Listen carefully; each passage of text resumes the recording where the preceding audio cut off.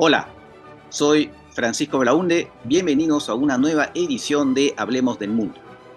Vamos a dedicar este programa a la COP28 que se ha desarrollado en Emiratos Árabes Unidos. Las COP son estas conferencias que están dedicadas a ver la manera de luchar contra el cambio climático. Para hablar de ese tema vamos a entrevistar a Manuel Pulgar Vidal. Él ha sido ministro del Ambiente en el Perú y como tal fue de alguna manera el ejecutor, el conductor de la COP20 que se desarrolló en 2014 en el Perú. Y el 2015, que es la COP21 en París, fue uno de los motores de finalmente que se llegara al famoso Acuerdo de París de ese año. Tan es así que la presidencia francesa reconoció públicamente, además con una ovación del público, de los participantes, el rol que tuvo Manuel Pulgar Vidal. Desde entonces, Manuel ha estado asesorando a casi todas las presidencias de las COP que han habido desde París. Y precisamente, teniendo en cuenta su vasta experiencia, vamos a conversar con él sobre esta COP28. Hablemos del Mundo es auspiciado por Teje Láser Oftálmica. Teje Láser Oftálmica, comprometidos con tu visión. Bien, muchas gracias, Manuel, por haber aceptado esta invitación para hablar de la COP28 que acaba de terminar. Un gusto, Francisco, estar contigo en el programa. Siempre es un placer. Bien, siempre es bueno recordar al público, ¿no? ¿A partir de cuándo es que el tema del cambio climático se convierte en una preocupación internacional, sobre todo que da lugar a reuniones como estas de COP, que inicialmente tal vez no se llamaban COP, pero habían ya reuniones en algún momento? ¿A partir de cuándo se convierte en una preocupación ya de política mundial? Mira, ha habido mucha ciencia previa en el siglo pasado, pero uno podría decir que formalmente ya se organiza un esquema para enfrentar este problema que se iba entendiendo cada vez más el año 87, que si no me equivoco, 87-88 se crea el panel intergubernamental sobre el cambio climático. Y es este panel el que provee información a la cumbre de Río, la cumbre de las Naciones Unidas sobre Ambiente y Desarrollo del año 1992, momento en el cual se suscribe la Convención Marco de las Naciones Unidas sobre el Cambio Climático. Y a partir de su entrada en vigencia, porque muchos estados lo ratifican, entra en vigencia y se forma la Conferencia de las Partes, y por eso es el título COP. Y desde el Acuerdo de París del año 92 hasta la fecha, hemos tenido 28 COPs. Solo un año se interrumpió por motivos de la pandemia, pero son sucesivos. La COP1 fue en Berlín, la COP28 ha sido en Dubái. En el caso del Perú, la COP20 fue en Lima. Pero acá vale la pena hacer una precisión de acrónimos porque a veces es difícil entenderlo. La Convención Marco del 92 tuvo posteriormente un protocolo llamado el Protocolo de Kioto. Y muchos años después, en 2015, un acuerdo, el Acuerdo de París.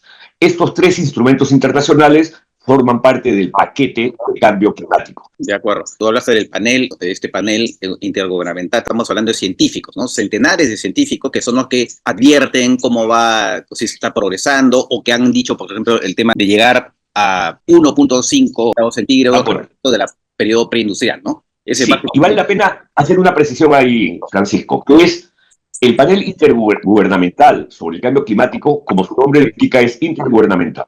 Entonces, está compuesto por científicos, los mejores científicos del mundo, que lideran grupos de trabajo, pero luego hay una adopción intergubernamental. Hay estados representados en el panel que aprueban el informe y el informe se emite.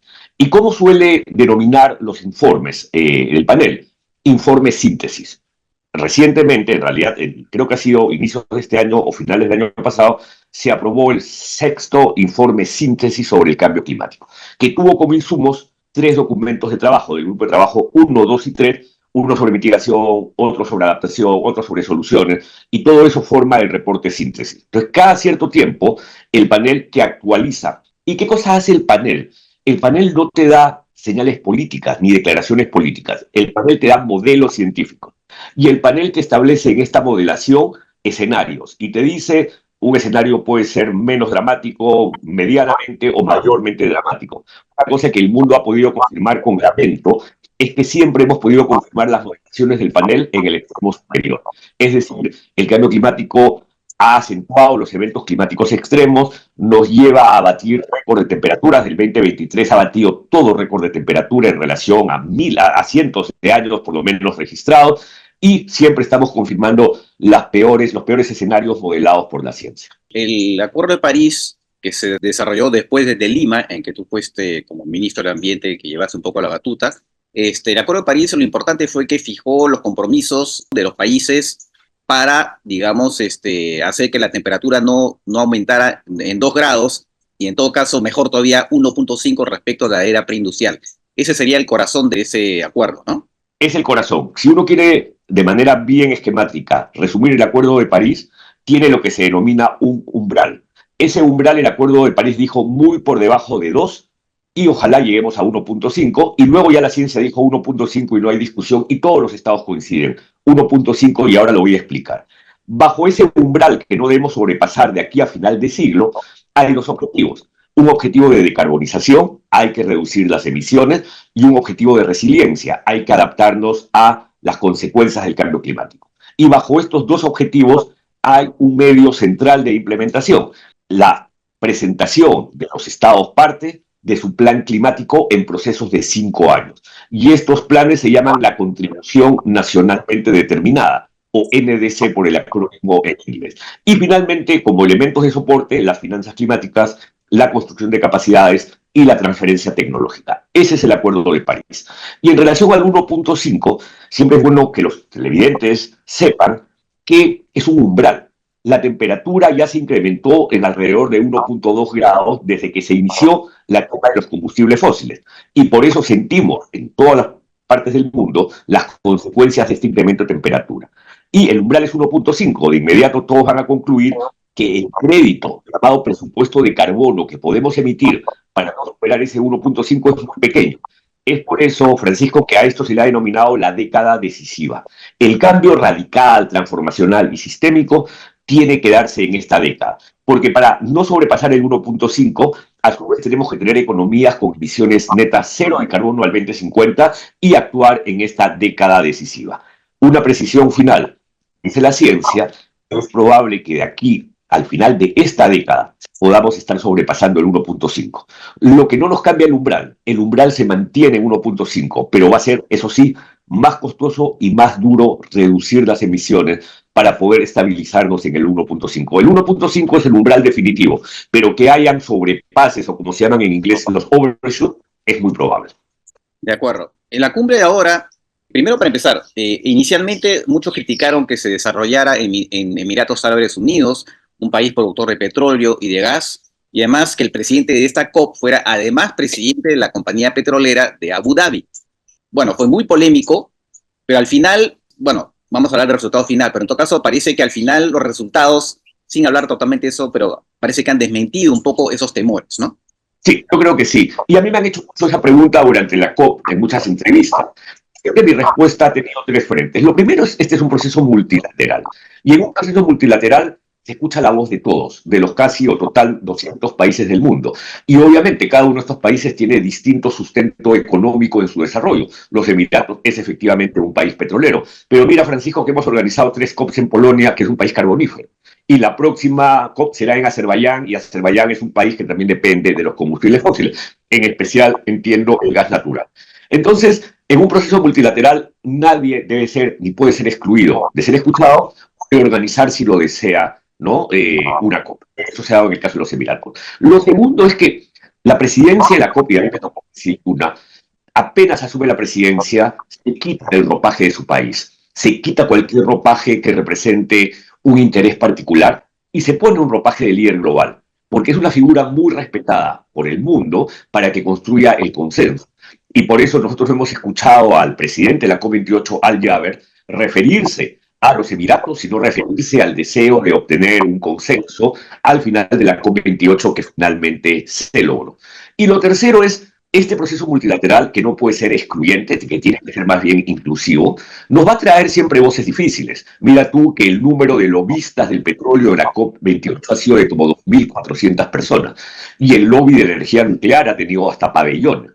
Y yo siempre digo, no se trata de negarles o cerrarles la puerta, se trata de hacer que la agenda climática cumpla el Acuerdo de París, sea más sólida que su posicionamiento de lobby, y que podamos, con, obviamente, ideas, con información, convencer y hacer que la agenda climática siempre progrese hacia el cumplimiento de los objetivos del Acuerdo de París. Entonces, hay que tener en cuenta eso, porque tú te imaginas, Francisco, una COP que excluya, que diga usted no viene porque es petrolero y luego te excluirán porque eres tal, y porque siempre hay dudas de qué actividad es o no es sostenible. Claro, petróleo obviamente no lo es, pero también pueden haber algunas que están en el borde difuso de sostenibilidad o no sostenibilidad.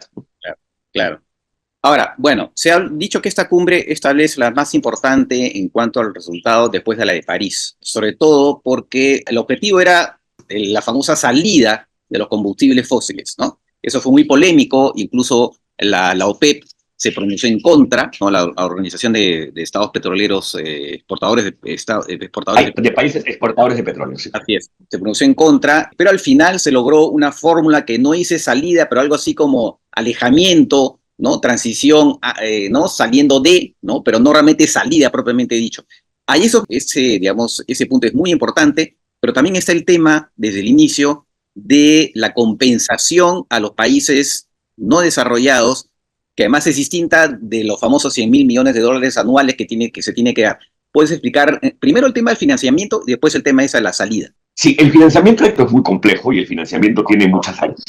Efectivamente, hay un financiamiento climático designado así de manera genérica, orientado a cumplir una meta que el Acuerdo de París planteó debía ser 100.000 millones de dólares al año desde el año 2020, meta que lamentablemente hasta ahora no se verifica, es decir, 100.000 millones de dólares al año deben canalizarse para acciones climáticas, y esto se sigue diciendo que se haga, pero ya se está discutiendo, en esta COP28 se inició lo que se llama la nueva meta colectiva cuantitativa global.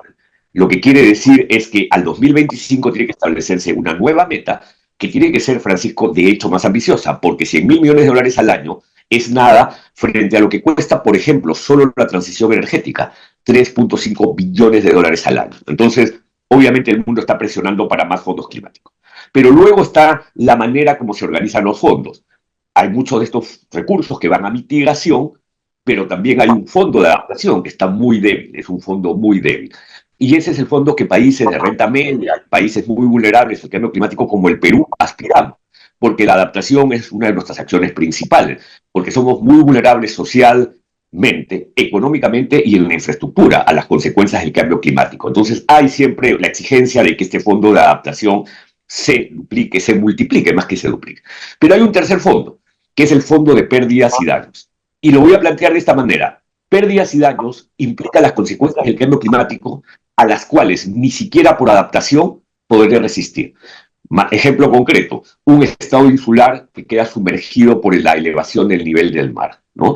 O una región del mundo que se convierte en inhabitable por las condiciones de calor extremo, sequía, ausencia de agua, y por lo tanto se convierte en irremediablemente inviable, inhabitable.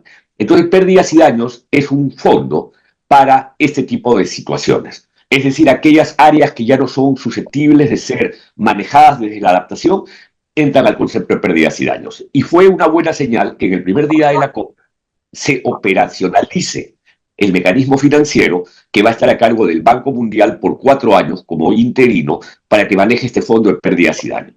Y una buena señal también, Francisco, es que aun cuando nadie esperaba que se hiciese la primera colocación de recursos en este fondo, algunos estados dijeron, voy a poner recursos. Y así Alemania dijo, yo pongo 100 millones de dólares, la Unión Europea 145 más, Gran Bretaña puso algo, Japón, los Estados Unidos una suma pequeña, 17 millones de dólares, generó algo de críticas, pero ese total a la fecha ha generado 800 millones de dólares aproximadamente, que es muy poco dinero, pero nuevamente no se esperaba completar ese fondo en esta COP, más bien se ha puesto como señal política para seguir avanzando. Eso en relación a las finanzas. Ya. Ahora, el famoso tema de la salida, aunque no se ha utilizado ese término exacto, de los combustibles fósiles. Para explicar esto bien, porque ya había hecho una pregunta sobre el panel de cambio climático, el panel para lograr este 1.5 de umbral, emisiones neta cero y la década decisiva, sugirió, de haber sido el 2018-2019, 4 transiciones: la de la energía, la de la industria, la de los ambientes construidos y ciudades, y la del cambio de uso del suelo, bosques, agricultura y alimentación. La primera es la más importante a nivel global. Las mayores emisiones de gases de efecto invernadero que causan el cambio climático, o que causan el calentamiento global como fuente del cambio climático, es la energía, porque quema combustibles fósiles en su generación. En algunos países quema carbón, quema petróleo. Entonces, el paquete de transición energética tiene 4 o 5 componentes. El primer componente es promover las energías renovables. Y en ese sentido, el acuerdo de Dubái, llamado el Consenso de los Emiratos Árabes Unidos, me parece muy interesante, Francisco, el título, porque de inmediato te refiere al Consenso de Washington, un título muy inteligente, ahora hablaremos seguro. Entonces, el Consenso de los Emiratos Árabes Unidos dice triplicar de aquí a 2030 las instalaciones de energías renovables. Genial. Segundo, la eficiencia energética. ¿Y qué cosa dice el consenso? Duplicar la eficiencia energética. Pero ahora viene el gran elefante en la sala. Y el gran elefante en la sala es los combustibles fósiles. Y por años veníamos discutiendo que debía darse una señal política clara para salir ordenadamente de los combustibles fósiles. Este término en inglés se llama phase out, que es eliminar los combustibles fósiles. Pero las dos últimas COPs, tanto en Glasgow, Escocia, como en Sharm el Sheikh, Egipto, la frase había sido cambiada por phase down, reducir, y eso había debilitado la frase. Entonces, en esta COP28, nadie estaba dispuesto a usar la frase phase down, pero había un tema adicional que era bien confuso y, como se dice en inglés, un poco tricky en el sentido de venía con trampa. Arabia Saudita ya venía utilizando hace unos 3 años el concepto de phase down unabated fossil fuel, es decir, reducir los combustibles fósiles no abatidos, lo que lo hacía incluso más débil. Entonces tampoco se quería utilizar la frase unabated.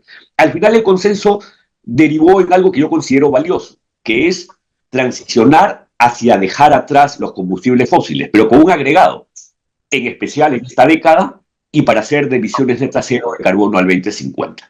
Creo que es una muy buena frase. Y como muchos en el mundo han coincidido, es el inicio de la era en la que se deja los combustibles fósiles atrás.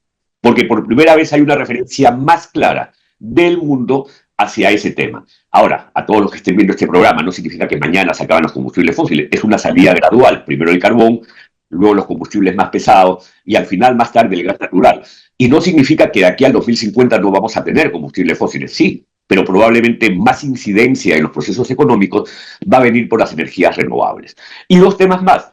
Se ha incluido el tema de facilitar, promover la electrificación del transporte, vehículos eléctricos, y también hay un concepto que uno considera en este paquete, la transición justa. Como apoyo a regiones muy dependientes de estas actividades, las que vamos a transicionar a que tengan una alternativa de desarrollo. Porque imagínense, yo soy de una región carbonífera, salimos del carbón, ¿a qué me dedico? Mi vida es obrero del carbón, entonces ahí viene la transición justa. Hay un segundo gran elefante en la sala, Francisco, que no puedo dejar de mencionar. Hay un párrafo que permite tecnologías de bajas emisiones, y ahí se ha metido la nuclear. Y yo tengo mis dudas de que la nuclear pueda ser una alternativa, porque la tecnología probada, sin residuos, eficiente, nuclear, está en estado de prueba. Y los científicos dicen que no tendrá resultados sino de aquí al 2050. Puede ser que el 2050 sea una fuente alternativa. Pero en esta década decisiva la nuclear no puede jugar ese rol, porque además el acceso a la nuclear es costosísimo. Solo 31 o 32 países del mundo tienen instalaciones nucleares. Y es costosísimo. El Perú no se puede dar el lujo de construir o adquirir una planta de energía nuclear. Y entonces estoy violando el principio del cambio climático, de un cambio tecnológico donde nadie quede atrás. Y lo último es que se utiliza este tema de captura de carbono y almacenamiento, que es un poco técnico, pero que también puede ser un poco engañoso para que las petroleras sigan sacando petróleo, reintroduciendo el carbono al subsuelo. Pero bueno, igual se ha felicitado el avance en el concepto de transicionar hacia dejar atrás los combustibles fósiles, y creo que ha sido bastante aplaudido el acuerdo. Ya para cerrar, lo último, de manera breve, estos acuerdos no tienen una obligatoriedad jurídica, ¿no? Podría llamarse de alguna manera, lo que se llama soft law, que son compromisos que no son jurídicamente, no se pueden llevar a los tribunales, por lo menos internacionales, pero igual, como son señales políticas, de todas maneras pueden significar un gran cambio, ¿no? Por más que no tengan esa cosa obligatoria, ¿no? Así es. Mira, no es exactamente soft law, porque es un tratado, pero sí efectivamente no tiene fuerza vinculante, ¿no? Entonces no llega a ser soft law, pero gradualmente, Francisco, estas COP justamente tienen por objeto ir haciendo más mandatorios sus contenidos. La idea es que en el futuro el NDC pueda formar parte de políticas públicas mandatorias para los estados, pero eso es paso a paso. Pero acá viene el gran tema vinculado a tu pregunta. Es cierto, el Acuerdo de París no tiene mecanismo sancionador, pero quien te va a sancionar es la economía. Y te voy a poner un claro ejemplo de ello. La Unión Europea ha aprobado un conjunto de reglas. Para usar este ejemplo, el más importante es el que se llama la regla de ajuste de carbono en frontera, ¿no? Es de Carbon Border Adjustment, CBAM, le dice. Esta regla CBAM, ¿cómo está diciendo? Primero, para algunas industrias limitadas, el acero, el cemento, creo que farmacéuticas, son 5, ahora se me han ido las 5. Y lo que te dice es, si esos productos que quieren entrar a Europa, de cualquier país, han tenido en su proceso de manufactura un contenido de carbono, es decir, de emisiones, más alto de nuestros límites, te voy a poner una tasa, te voy a poner un arancel. Entonces, quiero decir con ello que la economía del mundo ya empezó a cambiar y es la economía la que te va a sancionar, porque ese arancel va a hacer que tu producto sea poco competitivo. Y creo, Francisco, que eso es lo que América Latina no entiende y el Perú no entiende. Y no puede ser que el Perú, a la fecha, todavía no tenga su estrategia de largo plazo al 2050. Porque no solamente hay que tener el plan climático que se actualiza cada 5 años o NDC, hay que tener una estrategia de largo plazo de cómo quiero ser, qué país quiero ser al 2050, porque justamente eso ata tus acciones a una visión. De acuerdo. Efectivamente, estamos tan concentrados en nuestras peleas que al final esos temas tan importantes ni realmente no nos ocupamos realmente como deberíamos hacerlo. Sí, y somos muy ausentes, Francisco. Tuvimos una COP20, el Perú fue un líder, el Perú estaba muy presente y ahora la ausencia en el liderazgo país es visible, ¿no? A diferencia de un Colombia, ¿no? Colombia muestra mucho liderazgo, incluso solamente te cuento que ha ofrecido organizar la conferencia de las partes la COP del Convenio de Diversidad Biológica el próximo año. Y en el caso de la COP climática, la próxima va a ser en Bakú, Azerbaiyán, probablemente en noviembre, diciembre del 2024, y la subsiguiente en Brasil, el 2026. Y Brasil ha ofrecido Belém do Pará para organizar esta COP. Entonces tenemos un país de América Latina como Colombia organizando la diversidad biológica con una presencia importantísima de una ministra que ha sido muy instrumental en la negociación, y luego tenemos Brasil con un presidente Lula que quiere recobrar el liderazgo. Muy bien, Manuel. Hay mucho para hablar. La verdad, creo que ya con eso tenemos una explicación para el público bastante, por lo menos, sintética, ¿no? Y obviamente vamos a seguir muy al detalle lo que se haga y también lo que puede hacer el Perú. Ojalá que pueda rectificar el rumbo. Manuel, nuevamente gracias por tu participación en este programa. Te agradezco. Siempre es un gusto estar contigo, Francisco, y un saludo a todos los que están viendo el programa. Chao. Nos vemos. Chao, chao.